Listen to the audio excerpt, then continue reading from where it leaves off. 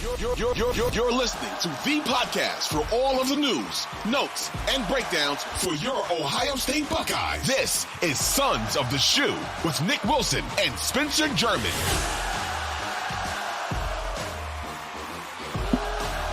Sons of the Shoe is back. We ride again, or I guess technically only I ride again. Nick Wilson still off gallivanting around Jamaica, enjoying his vacation. He'll be back later in the week for our next episode. But I needed to take this opportunity, being that I was at the spring game in person, and I know everyone wants reactions to just what kind of played out over the weekend, what we saw, and I have some thoughts on what I was able to see. I have, it's funny. I gave you guys in last week's end of the week episode the top 5 things that I will be looking for during the spring game. And I completely left off the thing that I ended up watching the most, which was my almost 2-year-old son. That was generally the priority for me in terms of things that I was paying the most attention to, because, when you go to something like that with your child, you're a parent first and foremost. So, but no, it was a good time. He was good. I think the family enjoyed the experience. I know I did. And 80,000 people, crazily, 80,000 people isn't even in the top. I think I saw this wasn't even in the top 4 for attendance for Ohio State spring games. Like, it's a reminder of just how passionate, obviously, this fan base is, myself included, how much we love our Buckeyes. And it was great to be part of that 80,000 strong on Saturday. It was beautiful weather. Really couldn't beat it. After all the rain that Ohio got the week before, the week leading up to it, for it to be like 65 and sunny, a little windy, but I could handle that. It was perfect. So a beautiful day in down Columbus with some great things that we saw put on tape by the Buckeyes, and we'll talk about it here momentarily. I do want to remind you guys that we are still a relatively new podcast, so please follow, subscribe, whatever you call it, wherever you get your podcasts. You can also hit us up at the 92 to the Fan YouTube channel. Jump on in the comments and join us for some conversation. We like to sort of go back and forth with you guys if you have any thoughts and things you want to get off your chest. So you're more than welcome to do that. And of course, in the Odyssey app, but also Apple Podcasts. We really like to push that Apple Podcast. So please find us, like us, subscribe to us, follow us, and continue consuming Sons of the Shoe content wherever you can. It is there's a lot of different touch points I want to get to. In relation to the spring game, I basically, as soon as I got home from the game on Saturday night, not as soon as I got home, but we got my son down to bed, and then it was that whole thing. And then after that, I had a chance to kind of breathe, and I jotted down my official notes for the game itself and just the takeaways that I had from kind of what transpired on the field. And so I think it wouldn't be right if we didn't start with the thing that everybody was paying the most attention to, which of course is the quarterbacks. And there were a number of different guys who really all the quarterbacks got playing time, but it was an opportunity to see these guys kind of firsthand, especially understanding that there was a number of new faces. Will Howard had never played in the Horseshoe before. Obviously, Aaron Noland and Julian Sayin had never played there before as freshmen coming in.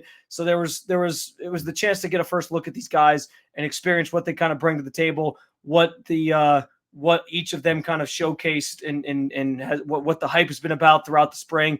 And I got to say, so I know Ryan Day after the game was quick to sort of put to bed any confirmation on who's the lead horse in this thing and how he felt about the quarterbacks in general, what the depth chart could maybe look like. But I think he kind of gave away the answer to that question and who the starter really is, just based off of how they guys kind of cycled through during the game. So Will Howard was the first quarterback out there, and he played really just the first half. He was 9 of 13 for 77 yards. He was sacked one time, had an incredible throw along the sideline.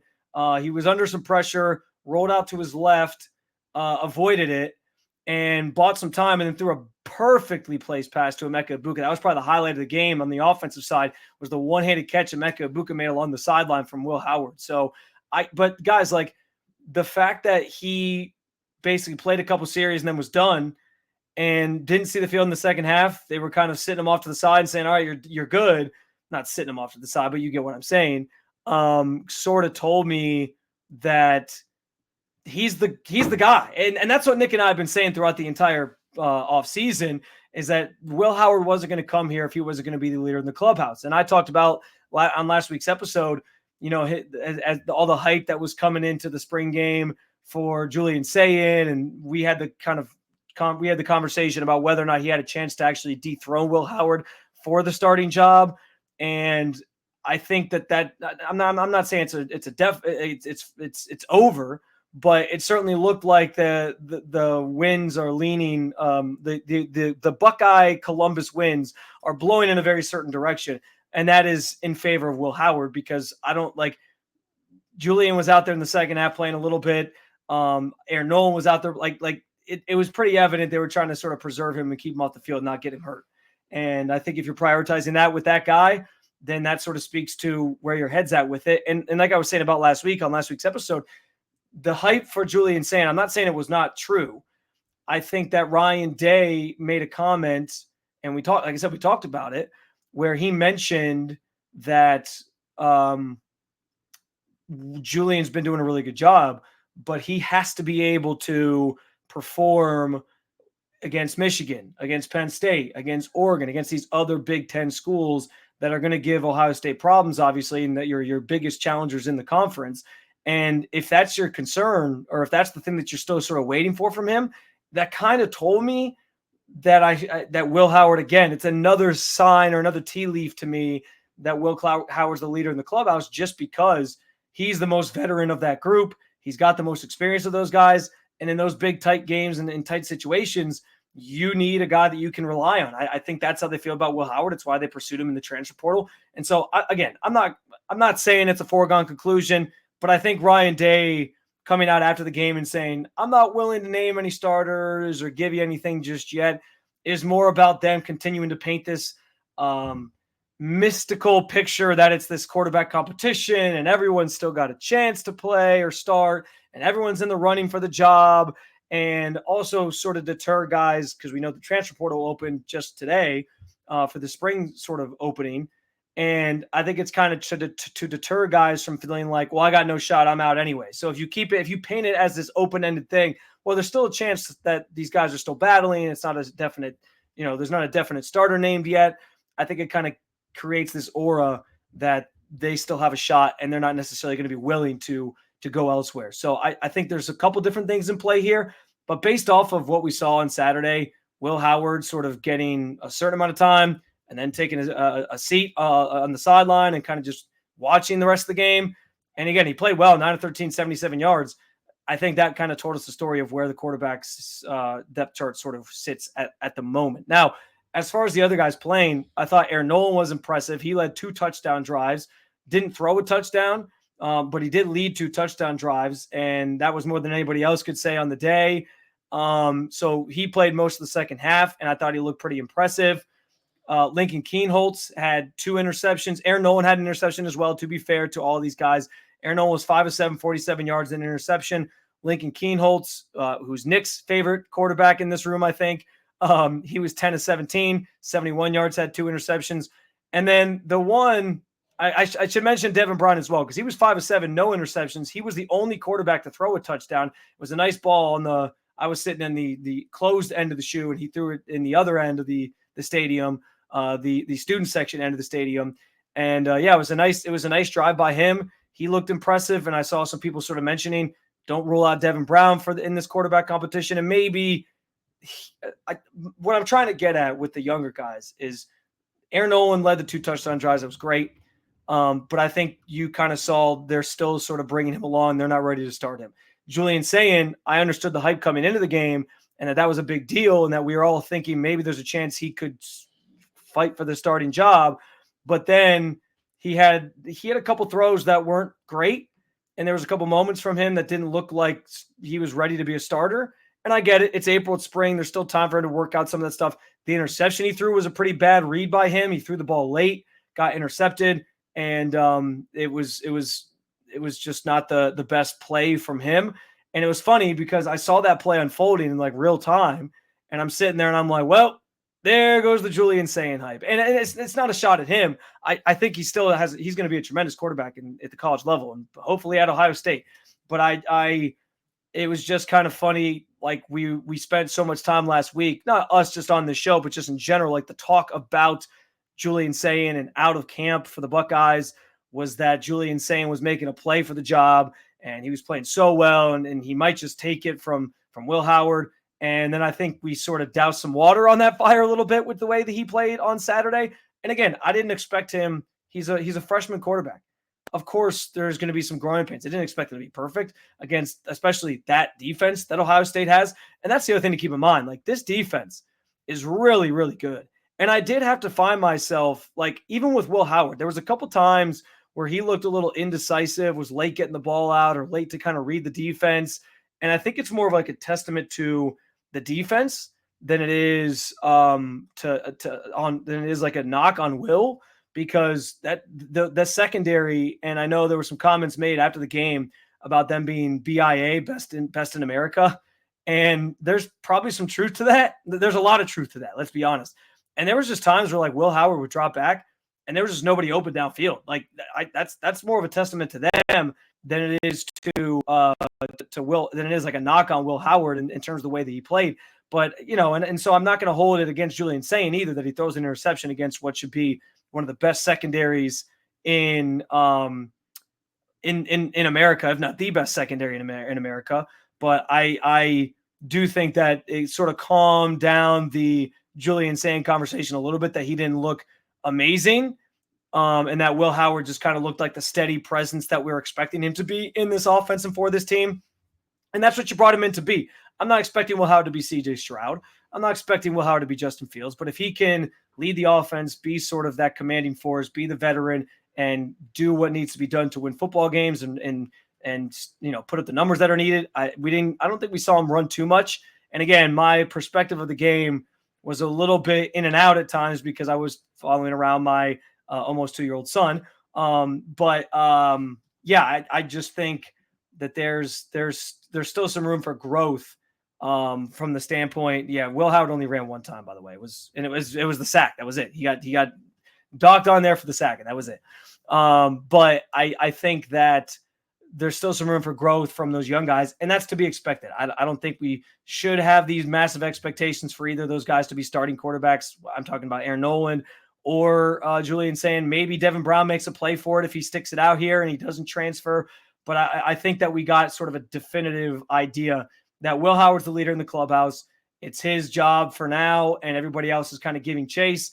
And going into now the rest of the spring and then the summer when they get back for camp, I think it's safe to assume that he's going to be the lead guy. And that's as expected. But I just thought with all the buzz about Julian Sayin and some of what people had seen in camp and were reporting on from camp, I think that kind of got quieted a little bit by the performances in the spring game, because we saw there's still some growth for those guys. Again, totally normal, what to be expected.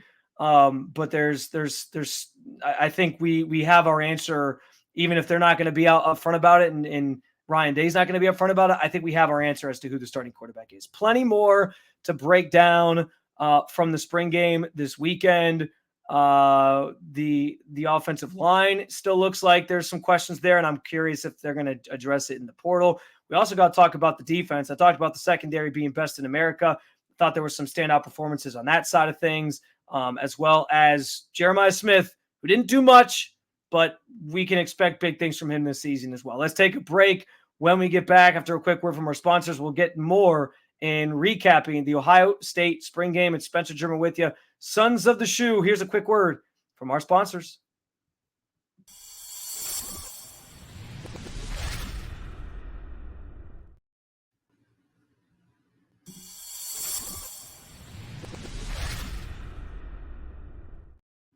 Welcome back to Sons of the Shoe. We talked a lot about the quarterback position and how that room looks to be sort of falling into or rounding into shape already this spring. I would be remiss, though, if I didn't talk about the defense and just how incredible this group is. Because, like, this is the group I don't want to say, when I say much like last year, I don't want it to be a knock on this team as a whole and the offense as a whole, because I do think just with the changes, Kyle McCord out, Will Howard in, some of the new talents that have come in, Jeremiah Smith most notably, we'll get to him in the final segment.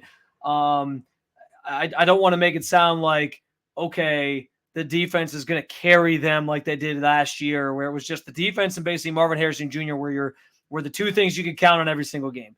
And but this defense is the reason why they are going to have a chance to win any game that they're in. I mean, much like how Michigan's defense this past year, I know we don't like to use them as an example, but Michigan's defense this past year was phenomenal, kept them in a lot of games that were tight, and made plays that kind of got the ball back to their offense, and their offense in some of those bigger matchups wasn't able to pull away, like Penn State, like Ohio State, like Alabama. And I think that's going to be very similar for Ohio State next year. Like this unit, I said the secondary, which was from what I could, again, I mentioned in the first segment, but the secondary for Ohio State, which features Denzel Burke coming back, Davison Igbinosun, who was fantastic, Caleb Downs, Lathan Ransom, who was actually out the other day. Like this group has a chance to be that group alone. They say the term BIA, like I said, best in America. I don't see why that's not the case. That group is super talented. It was hard for guys to get open, even with the first team offense. It's why, like I mentioned, Will Howard at times seemed a little hesitant to throw the football because he knew those windows were tight. And he knew if it wasn't a window that was open, it was going to close really, really quickly because these guys are so damn good. That's going to, I mean, but them and up front as well, where you have a number of guys returning up front as to go along with the secondary, Jack Sawyer, Ty Hamilton, Tyleek Williams, JT Tuimoloau. Like that whole group is stellar. They're going to have all these last couple of years. We found ourselves, at least I did, kind of sitting there asking, okay, where's the pass rush? Where's the pass rush? Where's the pass rush? Why can't they get to the passer? And by design, when you can get to the passer, that sometimes helps your secondary. And I thought the last couple of years, Ohio State's secondary wasn't as dominant as we're used to, right? Like when we're talking about DBU. But this year, I think the secondary could probably handle a lot on their own anyway. But I think it's going to be the perfect pairing of having an elite level pass rush of guys that are veterans, that have been there, that are a guy like Jack Sawyer, who really, I think, found his stride in the Peach Bowl. And then on the back end, you have just this lockdown group. That unit looked fantastic on Saturday as advertised. And it is one of those things where you probably expect the defense to be ahead of the offense, probably at this phase of the offseason anyway, because you know the offense is installing things, and there's a new quarterback and all these different factors. The defense, it's a lot of returners, and it's a lot of like, all right, you know what you're doing, just go execute. So I was blown away by that group, the secondary most notably, but just the entire defense. And like I mentioned, again, not trying to make it a slight from last year to this year and saying that they're going to carry the team, but they're going to be the reason why they can win any game, because they will keep games tight. They will keep games close. They're going to be an absolute force for opponents to try to move the football up and down the field on. There's almost nothing negative to say about the defense side of the ball coming out of the spring game. And again, limited ability to watch. I watched as much as I could, but between watching my son and all that, like I caught bits and pieces, and everything was fantastic. I consumed a lot of like the post-game reaction stuff. I consumed a lot of different just reading on how what people were saying about the game afterwards. And it confirmed a lot of what what I picked up on, even though I was also chasing a almost 2-year-old around the stadium at certain points in the scrimmage. So defense was fantastic though. And it's hard because I would imagine that it's going to make the offense better, that group is going to be so good. But there are certain moments where you get a little bit worried, or certain things that happen that make you a little bit worried. For example, the offensive line, which I think continues to be an issue. And I know there was a number of folks, I think Brian Day might have said it, or at least maybe Chip Kelly said it after the game, that they mentioned, it's hard to judge the O-line today specifically because the defensive line is so good, like I was alluding to.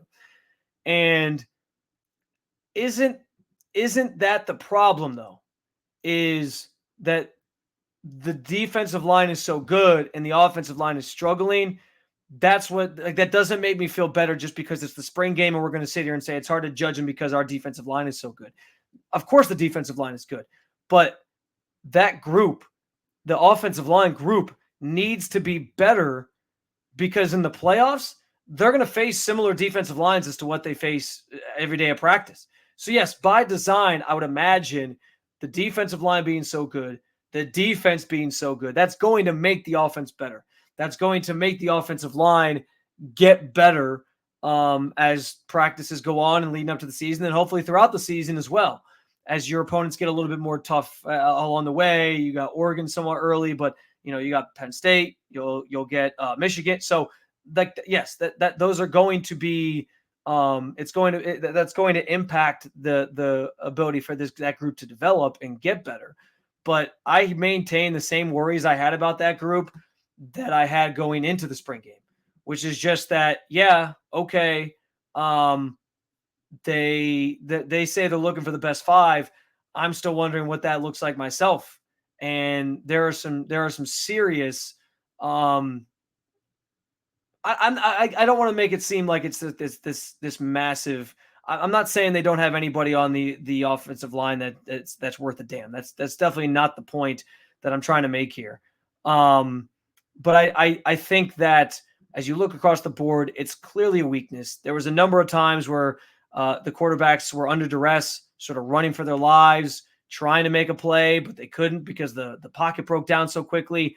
Right tackle in particular seems to be one that needs to draw some focus. And I know after the game, you had Ryan Day talking about specifically this idea of Josh Fryer playing right tackle if needed. Like he's almost like a backup option. And he mentioned he's used to playing that spot. He's obviously played some guard as well. And that was where he kind of gave the line of we're looking for the best five.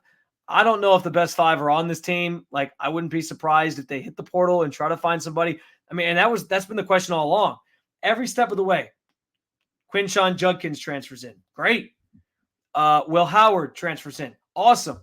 They steal a couple recruits from Alabama when Nick Saban retires. Cool. Aaron Nolan. Great. There's all these players coming in, and we feel Caleb Downs comes. We feel really good about it. But the one thing we kept going back to was like, no matter how many players they get at other positions, is this offensive line going to be good enough to hold their own against the best teams in college football when you get to that time of year where it's the college football playoff? I still have questions about it. I do. And I do think, to Ryan Day's point, Josh Fryer is probably the best on the offensive line. Offensive line is one of the areas I wanted to watch more of, and admittedly didn't get a chance to really watch as detailed as I wanted to. I didn't see any low snaps from Seth McLaughlin, so that's good news. Donovan Jackson, I feel like I trust pretty much, but I think it's the tackle spots that I kind of go in with the most caution. And I know Josh Fryer's probably the best of the group, and so they're going to bounce him around or put him where he needs to go. But I still think that if there's a chance to add in the portal there, I think Ryan Day and this team need to absolutely jump at it, because it's still the one concern I have. Again, tell me all you want about how great the defense is and how that's going to cause some issues for the offensive line. I buy it, but you're wanting an offensive line that can withstand those types of defenses, or defenses that are similar, defensive lines that are similar, because that's been the problem the last couple of years, right? Like every loss to Michigan the last 3 years, all in a row. The one thing we kept going back to was Michigan was tough from the trenches. They were built to win Big Ten football. That hard nose, hit him in the mouth in the trenches, and Ohio State was not. They were a finesse team. Are they ready to do a little bit of both? Is the big thing I'm still wondering. And I know it probably sounds on some level like I'm talking out of both sides of my mouth when I say, well, the defense is so good, give the offense a break here or there, like I did in talking about Will Howard's play. And at times he looked a little hesitant and the secondary was locking guys up. Like, yeah, they need to be ready for those types of defenses as well. But the difference is I'm just not as worried about the rest of the offense. Like, if you look across the board at the talent, Emeka Ibuka, Jeremiah Smith, Travion Henderson, Will Howard's played at a high level in college. I know those guys can perform there. This offensive line, we still had questions about last season, and we still have questions about it now. Like, I just think it's one of those things for that group specifically that we're not going to truly have a definitive like trust in them until we see them do it in games that matter, or until they land some potential transfer in the transfer portal here in the coming weeks. Like, those are the only two things that I can think of that'll make us have a little bit more confidence in it. But right now, still the biggest weakness on this team. From what I caught, there were still some issues. I know that even our good friend Radu, who follows and listens to the show every single week, he was tweeting me about how right tackle is still an issue, and I think there's a lot of people who shared those sentiments. So should the Buckeyes sort of stick this thing out and just hope on development against a really good defensive line throughout the rest of spring and into the summer and ahead of the season, will help them get better? Or do you want to see them hit the transfer portal and try to bolster that offensive line group that still seems to be the biggest concern for this team going into 2024? You can hit us up at Spencito_ is my handle. You can also jump in the YouTube comments, the 922 The Fan YouTube page. Final segment when we get back. This segment reserved for some miscellaneous notes, some other things that I caught when I was down in Columbus on Saturday as we react to the spring game. I am going to talk about the tight end position because I hit on that on last week's episode, and we saw some reps being rotated there. Who do we think is going to be the lead? Who's the leader of the clubhouse on that group? We'll get to all that when we get back. Keep it locked. It is Sons of the Shoe, but here is a quick word from our sponsors.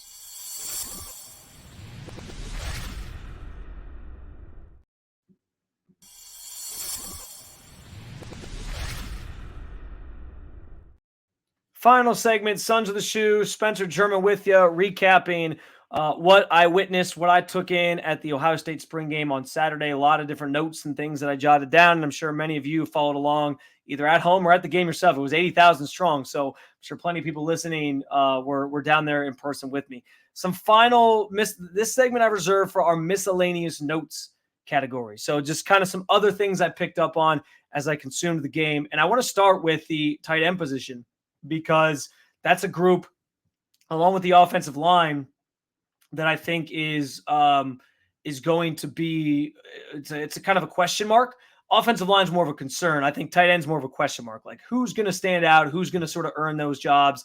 And I did get a lot of G. Scott snaps on Saturday. I noticed that he was playing quite a bit, especially in the second half. I think Kazmarek might have actually started the game. Will Kazmarek, the redshirt junior transfer, but I know G. Scott kind of got a lot of the run, and I thought that was notable for sure. Clearly, still trying to work through of those two. I think who the leader on the clubhouse is. Jelani Thurman. He's still very raw in terms of, like, we don't know, we haven't seen his game enough yet. But I can tell you this: like, dude is built like a rock. I mean, he's like, if there's any Browns fans that listen to this, he's like David Njoku, like a specimen, just unbelievably strong and physically built. So all those guys, nobody did anything spectacular in the passing game. G. Scott had 1 catch for 18 yards, which was solid. 2 catches for 24 yards for Kazmarek, and Jelani Thurman just had the 1 catch for 5 yards.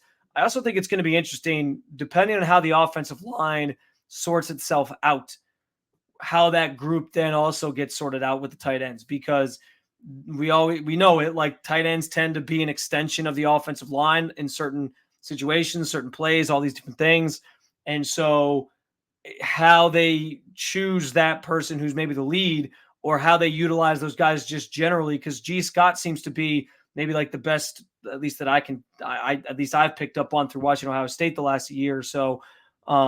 With him out there, he seems to be the reliable blocker of the group that they feel pretty good about. And so I would imagine him being out there in certain situations could benefit them. But I still think we're waiting for somebody to kind of emerge as the top dog of that group and take that position and be the one who is first up. But how the offensive line sorts out could play a role in that as well, because you're going to need whoever that tight end is to be an extension of that offensive line and help in certain situations, especially if you don't trust a specific spot on the offensive line or a specific side of the offensive line. So that stuff's going to matter. But I did certainly try to pay attention to that a little bit because I had mentioned that the tight end spot was something that we're still sort of working through. Edric Houston, he had a really good spring game for being a true freshman. He had a sack later in the game in this one, and when he was out there when he was out on the field, he flashed some pretty good moments. I think he has a chance to be a really like that next round of elite pass rushers here at Ohio State that they seem to sort of cycle through. He certainly has a chance to do that. Jeremiah Smith, he kind of becomes part of the miscellaneous notes because he didn't do it. He didn't do anything that we'd seen on social media the last couple of weeks, which is like the one-handed catches, anything miraculous where you're like left in awe. That he saved that for Emeka Ibuka, who had the one-handed catch on the sideline, like I mentioned early in the game. But yeah, Jeremiah Smith, he finished with just the two catches, or sorry, one catch for 4 yards. Sorry, two catches. I was reading his rushing stats. 2 catches for 12 yards. He had 1 rush for 4 yards, and I thought that was pretty. It was pretty just a kind of standard day for him. He wasn't among the first receivers out there, but he got in pretty quickly. And I don't know if that's probably more so of just a formality thing, like got to earn your stripes, young one or freshman, whatever. But I still maintain what I said last week, that he's so undeniably good that I think it's going to be impossible to keep him off the field regularly and potentially even part of that starting group, like one of the main receivers featured in this offense. Because how do you keep that guy off the field? He's ridiculously good. I was hoping we'd see a little bit more from him, see some spectacular play. And Ryan Day sort of joked about just taking care of the guys, and they wanted to be out there and put on a show for the 80,000 Ohio State fans that were in attendance and those watching at home. But, you got to play it safe. You can't get anybody hurt in the spring game. So he kept a lot of those guys off the field after a number of snaps and a number of reps. So I think that was kind of the case for Jeremiah Smith as well. You don't want to do any damage to your let's put it this way. We call it Marvin Harrison Jr. Maserati Marv. I don't know. Find your favorite sports car name. A Ferrari. Jeremiah Smith, maybe he's a Ferrari. You don't want to scratch at the Ferrari before you have a chance to actually take it for a spin in a meaningful way. So they're keeping him in the garage for now, and that's fine. A couple other things, or no, really the only other thing was just the running back room behind Travion Henderson and Quinshon Judkins. We know how great those guys are going to be, and you did see a little bit of the rotation of those guys throughout the early portion of the game, just how they were. One was in on one play, one was in the other. I actually will say they did the old wishbone formation to start the game as a shout out to Woody Hayes, and they had both of them in the backfield. And it hit me like instantly. And they mentioned that'll be part of their like short yardage package that they do and goal line package that they do. I love the idea of making a defense choose between, all right, you got Will Howard, who's pretty mobile himself, but we also got Quinshon Judkins and we got Travion Henderson. Pick your poison. Who the hell are you taking in that situation where you got all three of those guys back there capable of running the football? Fascinated to see if they utilize that and how they utilize that, and if they utilize it in non-short yardage situations, not necessarily the wishbone, but just get those guys both out there together in non-short yardage situations. I mean, why not use the weapons that you have at your disposal, right? And Chip Kelly's a smart enough offensive mind to, I think, take advantage of that. So we'll see how it looks come closer to the regular season. But even behind those guys, I didn't want to go too far down on a tangent about those two because we kind of know what to expect from that group. I thought Sam Williams-Dixon and James Peoples, the two freshman running backs coming in, they looked great. James Peoples really caught my attention, especially late in the game. He had 10 rushes for 40 yards and a touchdown on the day. Williams-Dixon had 11 carries for 78 yards and a touchdown as well. Like both those guys flashed some talent in front of the Buckeyes faithful. And again, these were the guys who, like, second half, you were trying to get them some reps and sort of expose them for the first time to Buckeyes Nation, and they put on a show. So even with, Tony Alford leaving, and even with Travion Henderson and Quinshon Judkins, Travion Henderson, this is going to be his last year. Quinshon Judkins, you would imagine he's going to go pro after this year as well. Even understanding like what the future of that position looks like, they're going to be in good hands if they can convince these guys to stick around and develop here together and play and be part of this, because I thought those two guys looked fantastic. And they sort of give you a glimpse into what the future of the running back room could look like after the names that we know are going to kind of be at the forefront of it here this upcoming season. So those are my generic overarching notes from the spring game this past weekend. What did you notice the most about, or what stood out to you the most from Ohio State's spring game on Saturday? You can let us know on X at @Spencito_. You can also jump in the YouTube comments via the 92 to the Fan YouTube channel. But a lot of good stuff sort of to take away from this game.